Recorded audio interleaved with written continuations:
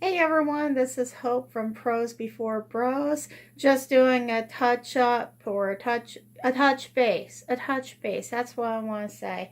On the upcoming Contemporaryathon, which starts this coming Monday and runs to the 23rd, which I believe is Sunday next week, maybe, possibly. I don't have a calendar in front of me, so you're just gonna have to take my word for it. What a way to start off, huh? Listen to me yawn. So there has been a little bit of tweaking on my part for the Contemporaryathon book TBR that I'm going to be doing. And one of the reasons, and you probably saw in my video last night if you've watched it, is I thought long and hard about doing an audio book called The Geography of You and Me by Jennifer E. Smith. Starting to have second thoughts because I just finished the Jennifer E. Smith book just probably about 3 weeks ago. And it was, it wasn't anything special. It was an okay book, but it wasn't really anything that kept my intrigue. So I'm actually going to be doing something totally different. I'm going to go ahead and just rerun through the books I'm going to be reading and the challenges that each book is going to hit.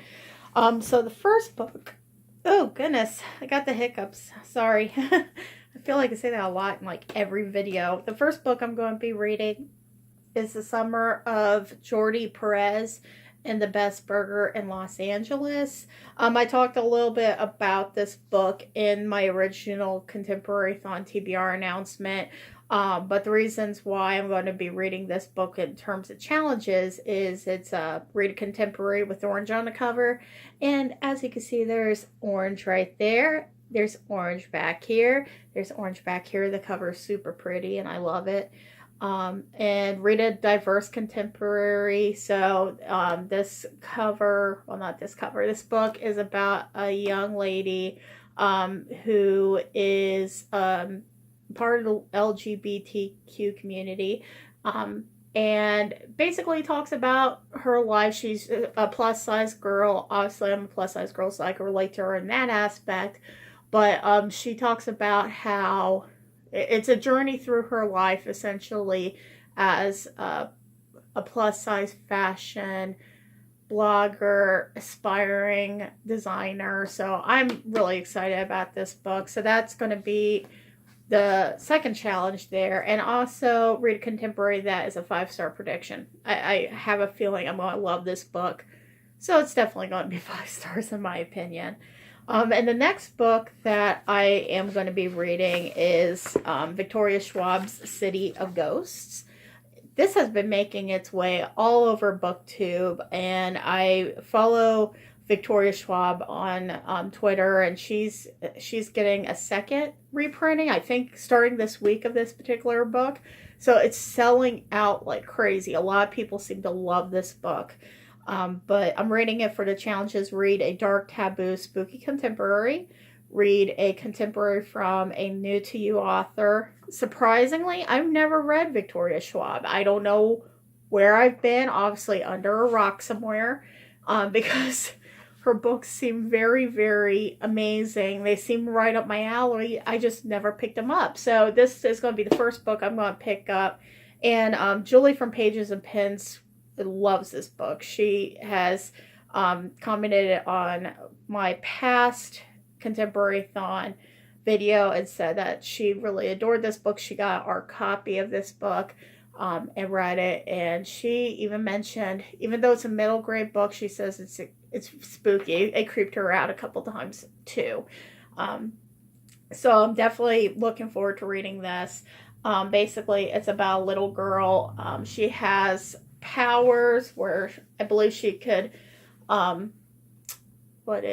the veil of the paranormal world with our world and interact with that world as well.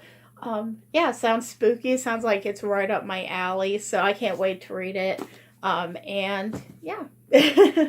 So the next book that's going to be replacing The Geography of You and Me, that I'm going to be doing the challenges, read a contemporary that has your initial somewhere in the cover, and read a contemporary in a non-traditional format. is going to be Sheets. Da da da da. And the reason why I picked Sheets is I've heard so many great things about it. It's a graphic novel. And I feel like I haven't read that many graphic novels in a very long time. I used to read graphic novels all the time. Ever since Blankets came out back in like 2003, that was my go-to graphic novel. I picked that up. I loved it. I needed to have more. And then I kind of fell into a slump where I wasn't reading that much graphic novels anymore. And I don't know why. I don't know if it's just because time just kind of got swept away from me and I just stopped following that. When I was reading graphic novels, I was in college and we actually had a clique that read a lot of graphic novels, that we would sit together at lunch and we would talk about graphic novels all the time. I worked in a bookstore at that time, so I was around graphic novels quite a bit. I think, having those advantages had me kind of kept it ever present. And then as I got older, I kind of drifted away from that, and I really want to go back to this. So it's called Sheets, and it's by Brenna Thumler. So HM, those are my initials. I'm going to go with it. It's a little bit of a stretch of the imagination, I suppose, but I'm really excited about this. Basically, it's about a little girl. Yeah, she's not really little. She's probably in her teens. Her mother passes away, and she basically becomes the matriarch of her family. Like, she ends up taking up like extra duties at her family's laundromat. And then in the book itself, as time progresses, she actually becomes friends with a ghost of a little boy. So you get to kind of see those perspectives. And yes, I know I'm probably stretching it a little bit too far out there with the ghosts theme. But my theory is I believe in ghosts. I actually grew up in a haunted house. I lived there for over 20 years. And yeah, I have some stories to tell. So hopefully through Readathon, through the Contemporaryathon, I actually get those 2 books completed. That way I could kind of talk to you about a review and maybe even give you a little bit of a scoop on what it's like to grow up in a haunted house or live in a haunted house or have paranormal experiences. I've managed to have both, and it's interesting. So yeah, those are going to be my readathons. I'm also probably going to be listening to books on audiobook because I will be at work all next week too. So I like to multitask and actually do my work and listen to audiobooks at the same time. That's just my thing. Don't judge me. So you might hear updates on that as well. As of today, though, I am going to be finishing up Summer of Salt. I meant to finish this up yesterday after I got done talking to you guys, and I ended up passing out instead. I was so tired yesterday. And I believe I said this in my previous video and at the very beginning of this video, I'm also suffering from a sinus infection. So I'm really out of it right now. I ended up taking some medicine last night. I'm trying to combat it before it gets to its peak, so to speak. So I ended up taking medicine last night. I ended up passing out. And woke up this morning like at 6:30, and yeah, I'm still feeling like crap, but that's okay. I'm going to try to finish this book, and I'm excited about it because so far I absolutely love it. Now, I will tell you this. Chelsea from Chelsea Darling Reads is actually doing this as a reread in her Contemporaryathon TBR. So there's no policing involved with the readathon.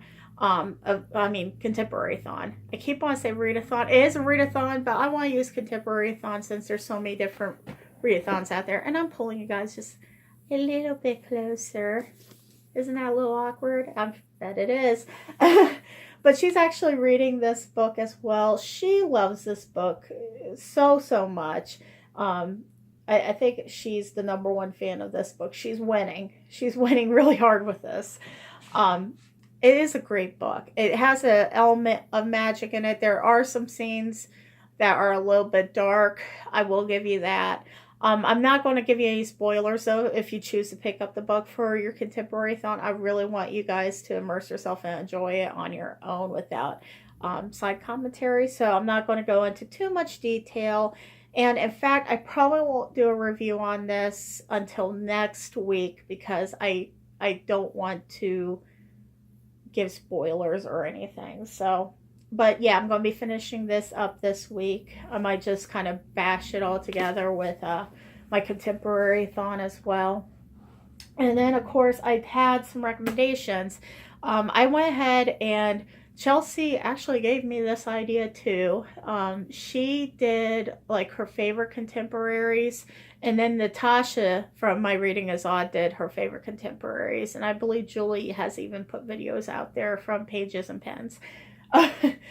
Honestly, I'm a devout fan of all three of them. They're just amazing. But I wanted to go ahead and give you guys kind of a list of my favorites and tell you a little bit about them just in case if you're running into a slump and you're not sure where to go with your reading. So the first book is, it's a fairly old book. I think I picked this up in college, and it's Jemima J by Jane Green.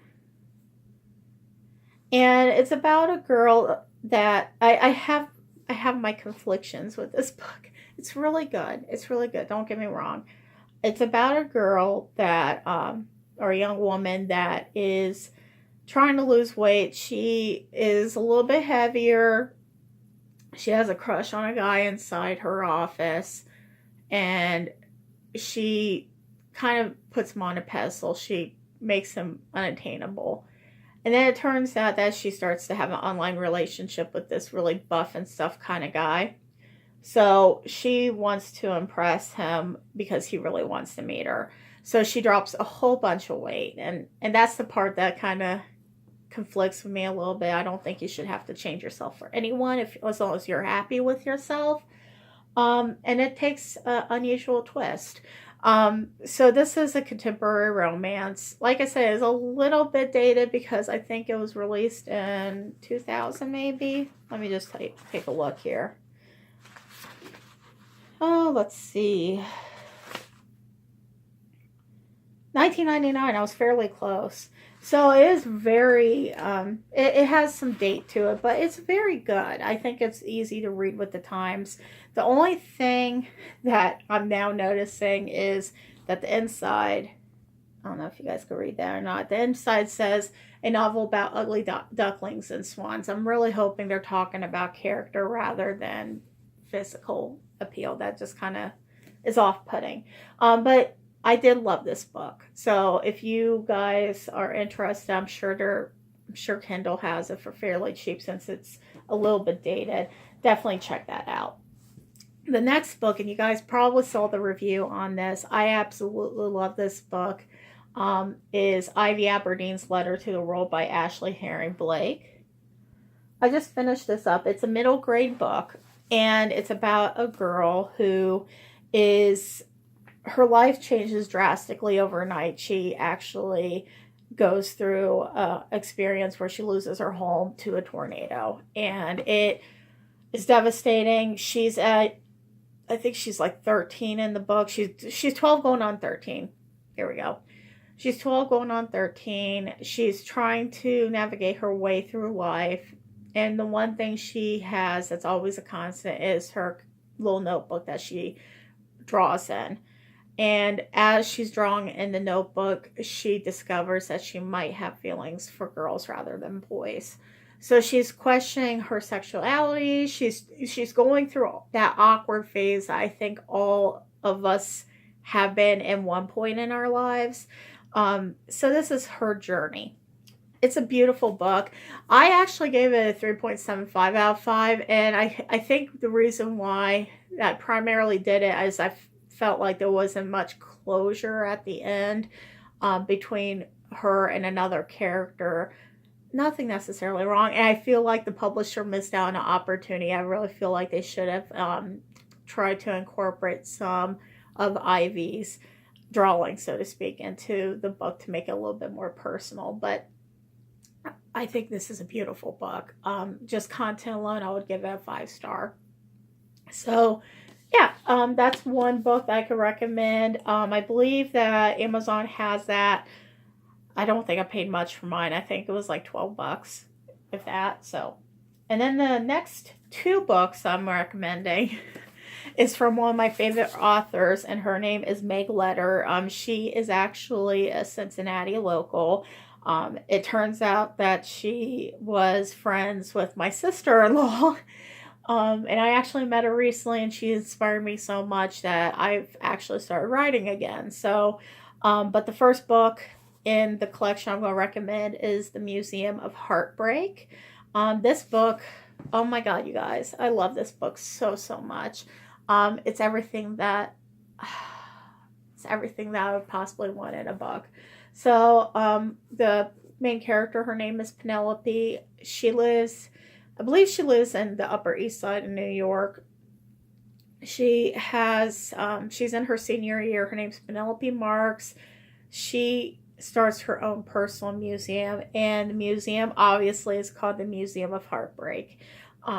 She's about 17 years old in this, and she is just it's one of those things again that she's going through an awkward stage in her life. She's getting ready to graduate from high school, and she feels like she's drifting apart from her best friend, while in the meantime she's getting closer to her other friend, Eph.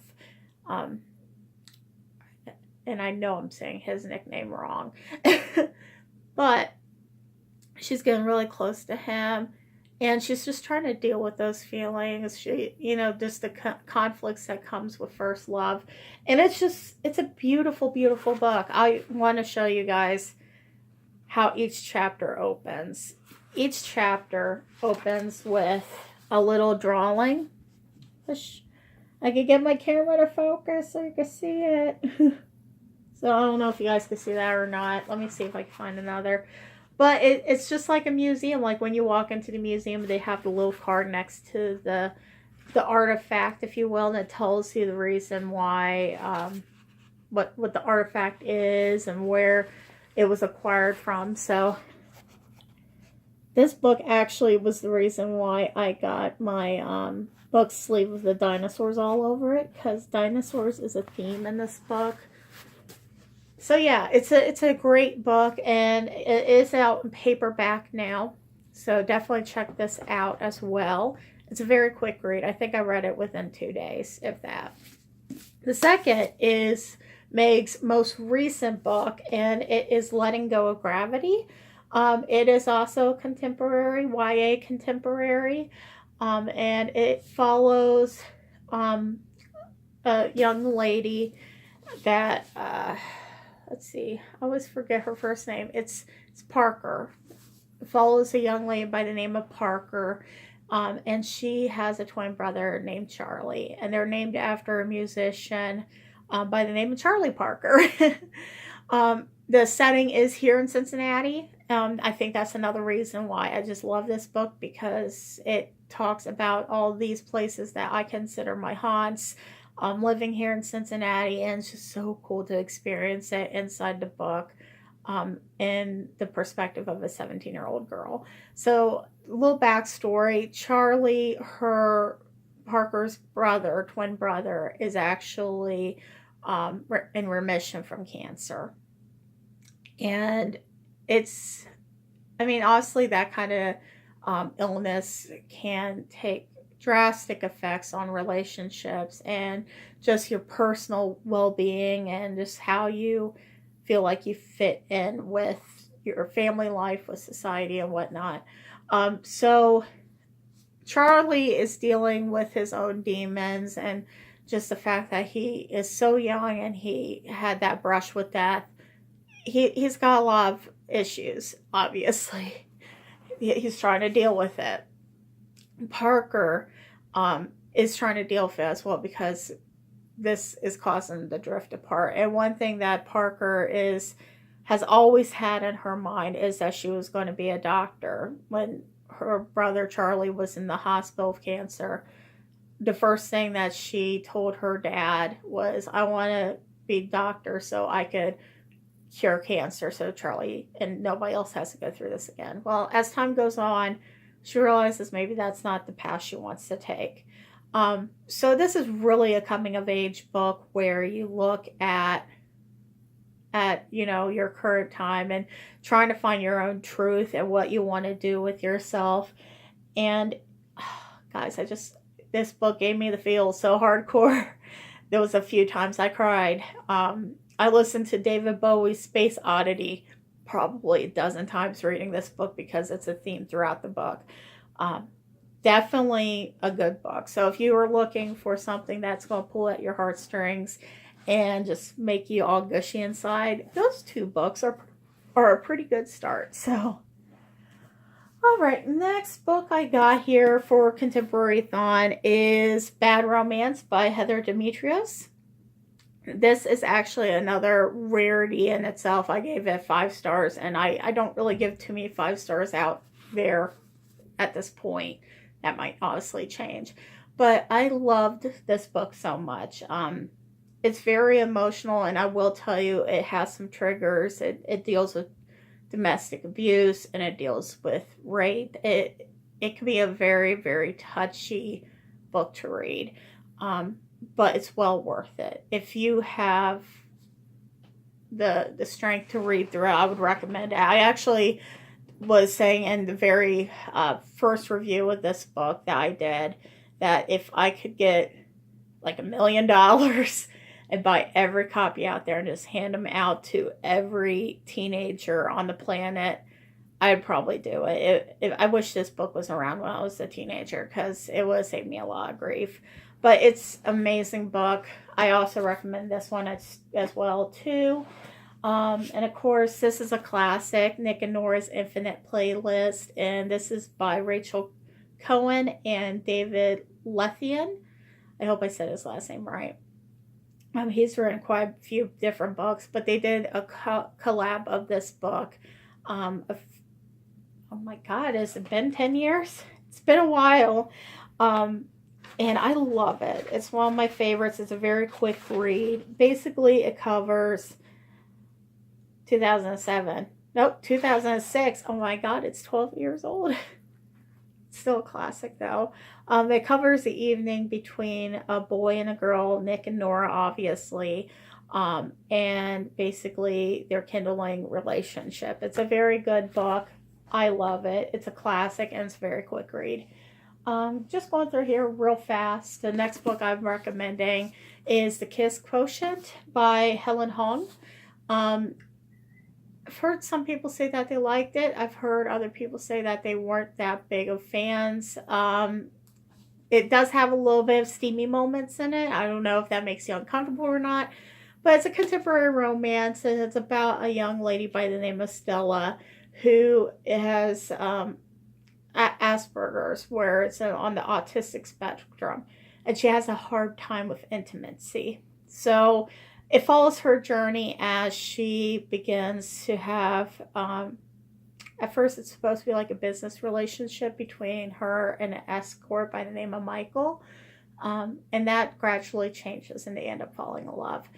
I thought I was going to hate this book. It's definitely not right up my alley at all. But I love it. I love the characters in it. I felt the characters were really well developed. And the fact that they talk about a subject like Asperger's, 10 years ago, I didn't know what that was. My mom and dad had no clue what that was. Nobody in my family really knew what it was. And then I had a friend in college that her mother had it. And that experience of just getting to know her mother and getting to know what this was, and why it's so important that we bring awareness to it, was a wonderful experience in itself. Just so many great things are going on with this book. I love it. This is actually my book of the month copy that I have. I'm so happy I picked it up. It's one of my favorites. So definitely check that one out as well. And of course, this one has been making its way around the booktube community. The Seven Husbands of Evelyn Hugo by Taylor Jenkins Reid. This book follows a journalist from a prestige fashion magazine as she does an interview with the actress Evelyn Hugo, which from what I'm reading, she's almost like, she reminds me a lot of Jane Mansfield, or like just old Hollywood, Marilyn Monroe, Rita Hayworth, the old starlets of Hollywood. It follows her journey through her beginning of her career in the early 50s up to current and present time. And it talks about love and unconventional love, if that's what you want to call it. I think love in general is just amazing. But this book is really good. And it does talk about the LGBT community. And yeah, I love this book so much. And it has a lot of good representation in it. So that's another book I would recommend. I think I got that from Book of the Month too. And then the last 3-4 books I got, one's actually another Book of the Month, and that's the Book of Essie by Megan McLean Weir. I really enjoyed this book as well. I didn't think I was going to like it. Again, it's one of those books that is kind of out of my spectrum, so to speak. It follows a young girl by the name of Essie who becomes pregnant and is on a reality show. And it's almost like the reality shows like the Dugars, you know, that big family, you know, the family that I don't watch these days, so it's kind of hard to explain. It's a reality show. And it kind of shows the dark underbelly of what it's like to be on a reality show and what it's like to be in the spotlight and have a family that is essentially greedy and wants to make sure that their needs are being met and not really caring about anybody else's needs, including their own daughter. I like this book a lot. I actually gave it 4 or 5 stars when I read it. And it's also another Book of the Month that I received. I really like it. A lot of people got mixed reviews on it. I think it's pretty good. It's compelling. We'll say that. And then the last 3 here, promise I'm almost done. The next one is Rainbow Rowels and Attachments. I actually gave it 3 out of 5 stars, but I do like it. I like it a lot. The only thing that was kind of weird about it is just the premise of the novel. So it follows a young man by the name of Lincoln and 2 young ladies by the name of Beth and Jennifer. And Lincoln is hired at a newspaper to basically monitor the emails that are going through, and any emails that are red flagged as inappropriate. It's his job to basically write up those people that so they get in trouble and or get fired. So Beth and Jennifer are always on this email, and I love this book so much because it reminds me of my best friend Kelly and how we interact when we're working at work. Usually that's the only thing that keeps us sane, is when we could talk to each other through email or messenger correspondence. So it has that factor. But it turns out that Lincoln, as he's reading these emails from these girls, he ends up falling in love with Beth. So it's kind of got that voyeuristic feel to it a little bit. It's a little creep factor.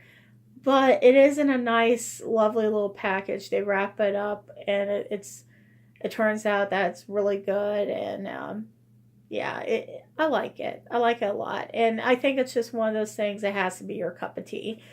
So yeah, that's another good book. And of course, the last 2 I think are just fairly older. They take place in like the 50s. I'm going to throw them out there anyway. This is one of my favorites of all time. It's called Midwife by Jennifer Worth. It's just like the TV series, and it follows the stories of being a midwife in the UK in the 1950s. Great book, very self-explanatory. And the last is just simply a classic. Sylvia Plath's The Bell Jar. This is the book that just changed my life a lot when I was a teenager, and just dealing with the ramifications of having depression, and not really addressing it for all that time up to the stage when I was like 16, 17 years old. I picked up this book and it was so nice and refreshing to know that I wasn't the only one that had issues, to put it lightly. So I know it's 1950s, but it's still an amazing book. I think it just stands the test of time. So those are the books that I would recommend out there if you wanted to pick these up and read them for your Contemporaryathon. I think a lot of them you could get on Amazon or Barnes and Noble. And you probably get them on Kindle for fairly cheap at Amazon. I can't talk today. But yeah, let me know what you think. If you have your TBRs all set, feel free to share them in the comments below. I am always looking for updates from you guys on what you're reading, because that just means I have to check it out too. And yeah, that usually ends up with awkward conversations with my husband about why I bought like 10 other books. But yeah, all right. So check those out. Let me know what you think. And I hope you guys enjoy Contemporaryathon. It sounds like it's going to be pretty damn exciting. And yeah, we'll leave it at that. Thank you so much for tuning in and enjoy the rest of your day. Bye.